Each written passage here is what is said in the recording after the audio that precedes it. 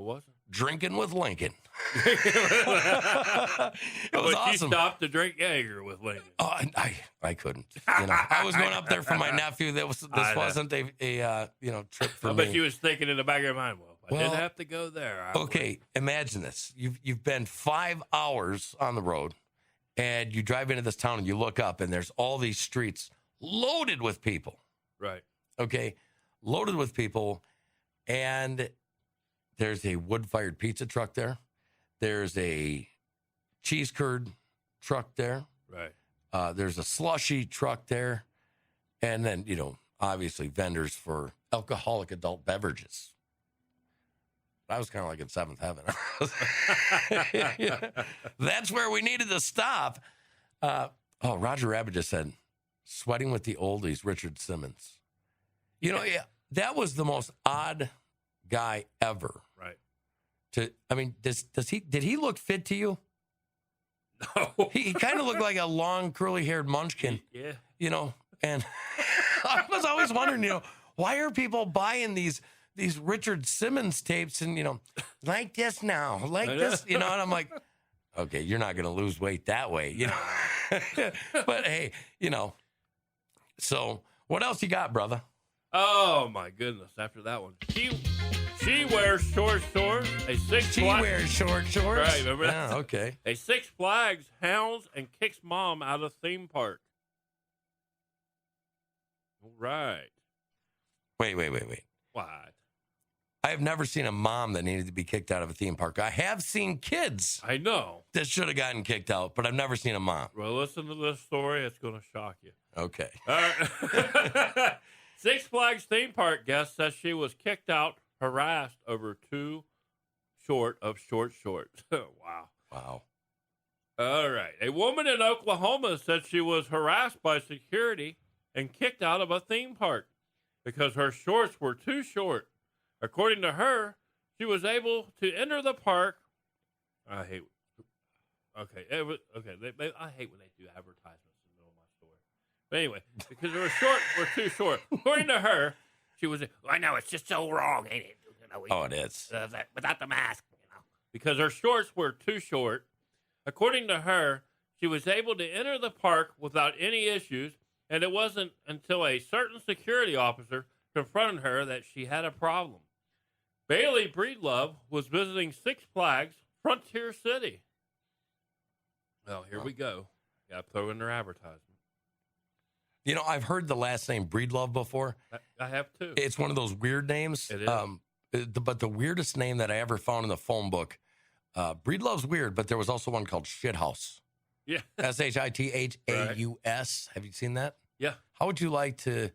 Breedlove. Mr. Shithouse, are you in the school? Mr. Shithouse, Yeah. We need you to Breedlove to the office, please. Oh, and then if you were really cruel to your kid and you got married, you could call him Breedlove Shithouse, Right. Why are you doing this to me today? I know, right? According to her, she was able to enter the park without any issues.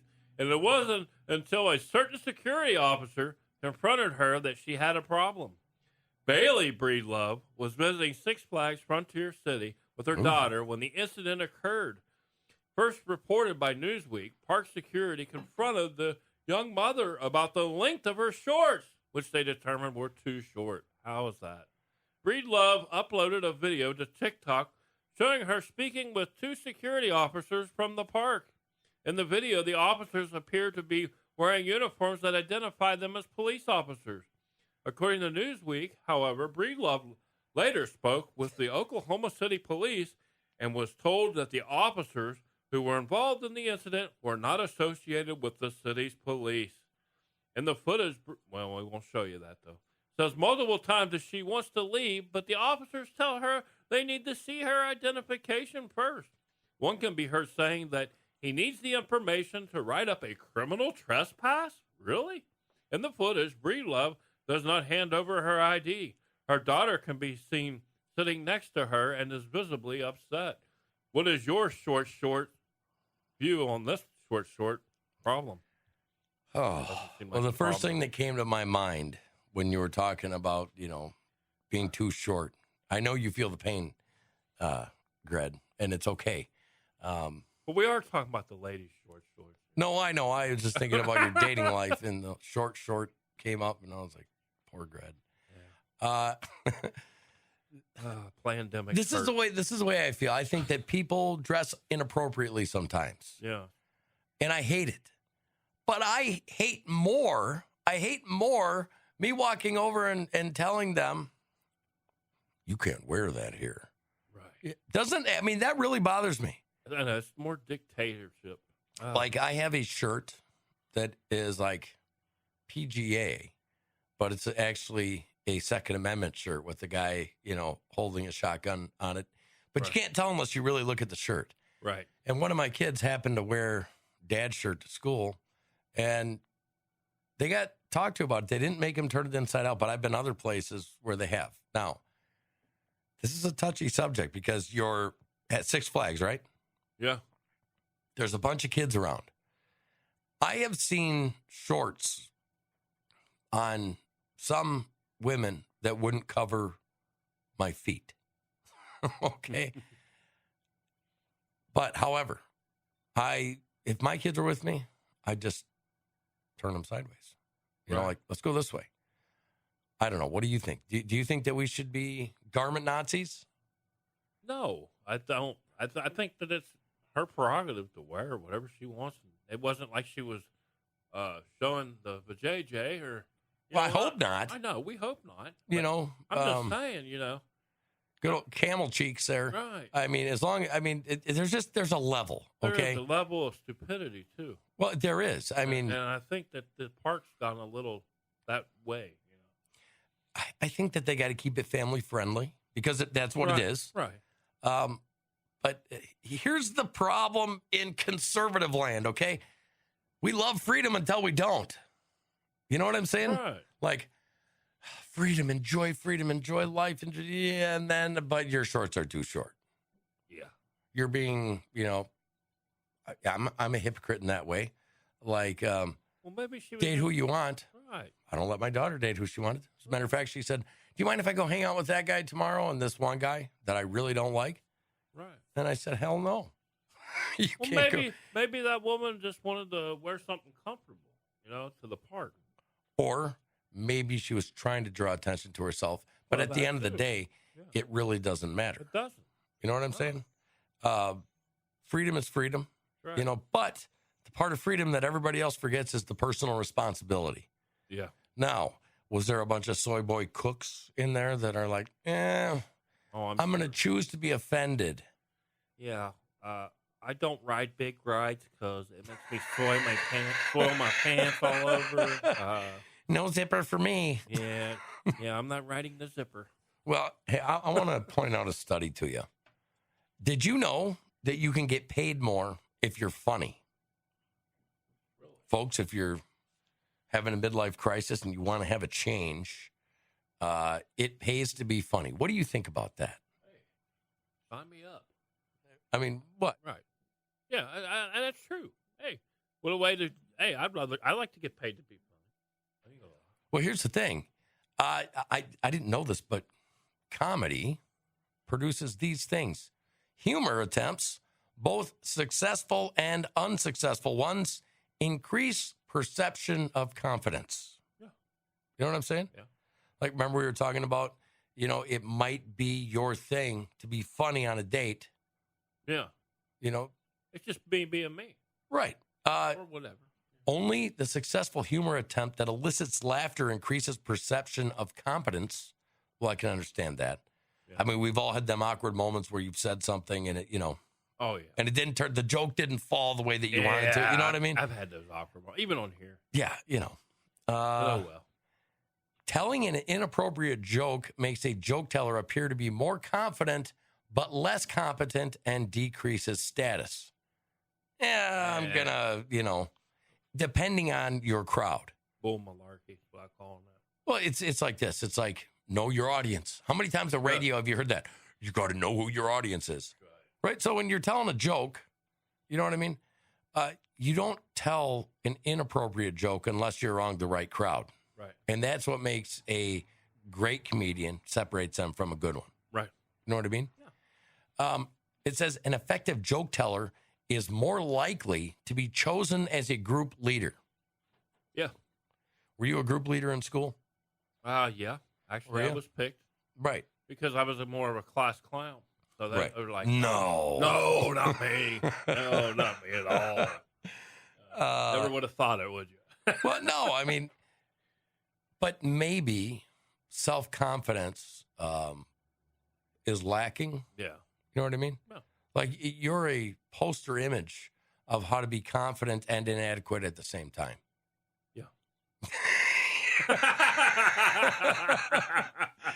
No, but literally, maybe we need to just get back to being ourselves. Right. You know what I mean? If you want to tell a joke, tell it. I know so many people that are afraid to say the wrong thing ever. Oh, I know. That Not they me. won't try it. Not me. Right. And I used to be like one of them people like, oh my gosh, I can't believe that she's wearing this, or, you know what I mean? Yeah. And then I met a gal one time who was, I don't know, her husband made her wear long, jean dresses. And, she looked like she was walking around practicing some cult forever.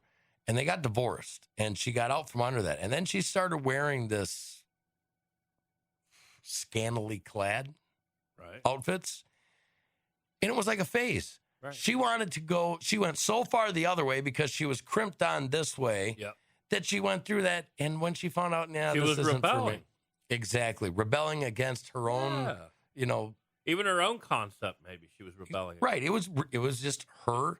And this has been shoved down. I think, it's exactly right. It's been shoved down her throat so long that she's like, well, I'm going to go ahead and I'm going to show them.